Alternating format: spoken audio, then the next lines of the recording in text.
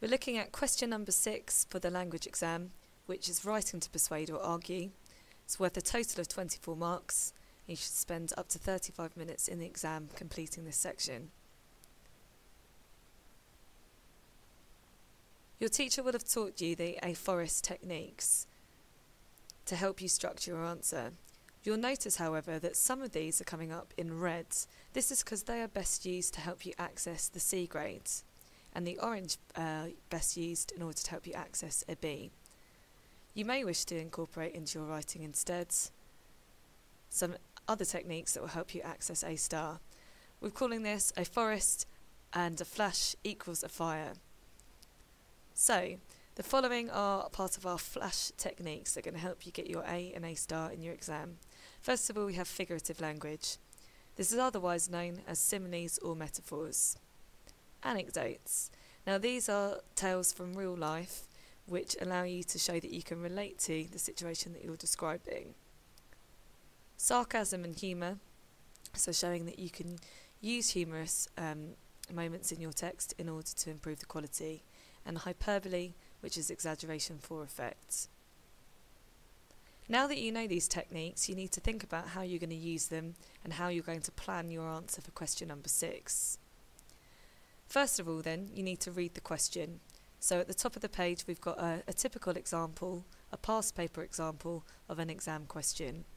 Once you've read through the question, you need to make up your mind whether you're arguing for or against, whether you're persuading 4 people to travel or to stay at home. Next, you need to decide what are the main points that you're going to make in your response. You should decide on about 3 main points, as this will give you 3 strong paragraphs to write about. Step 3, you need to brainstorm the additional details that you're going to include. And step 4, apply a forest flash techniques to help you develop your points. So here are my 3 main points that I'm going to make. Persuading people that they should travel. Paragraph 1, that travelling is exciting. 2, independence. And 3, culture. Then I'm going to add some extra details to make sure that I've got enough to write about in my paragraph and that it's engaging the examiner's attention. So I could add details such as travelling is exciting because it helps you to meet new people, or it creates interesting memories. Next I'm going to have a look and decide actually if the order that I've put these in makes most sense for my answer.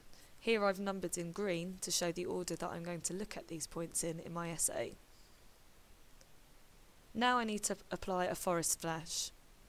I've carefully selected where the techniques are most suited.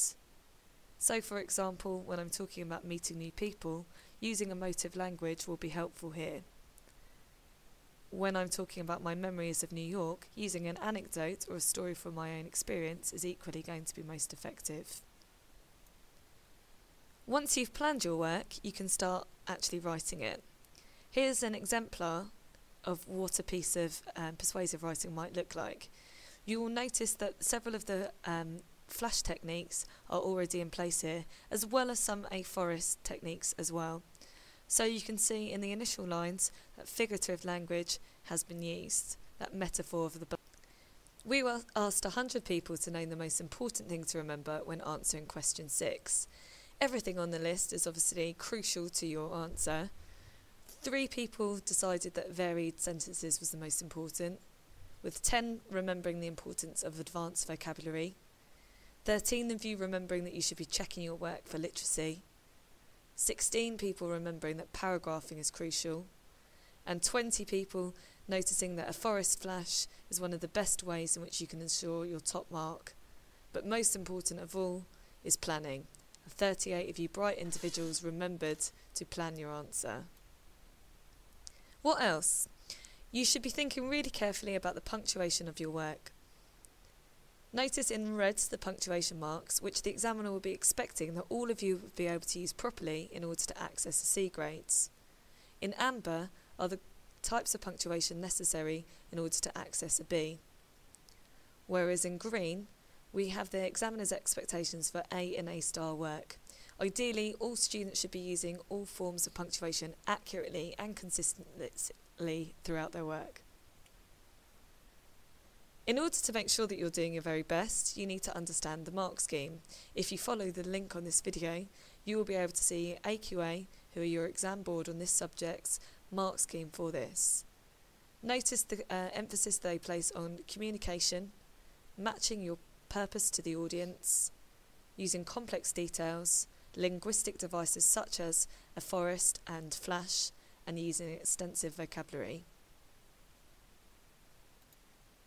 Think you've finished? Proofread. Don't make simple mistakes. You can see here that this is a student who's constructed quite an interesting answer, but right in the middle there's a literacy error that perhaps if they've read through their work more carefully or with more scrutiny, they could have avoided.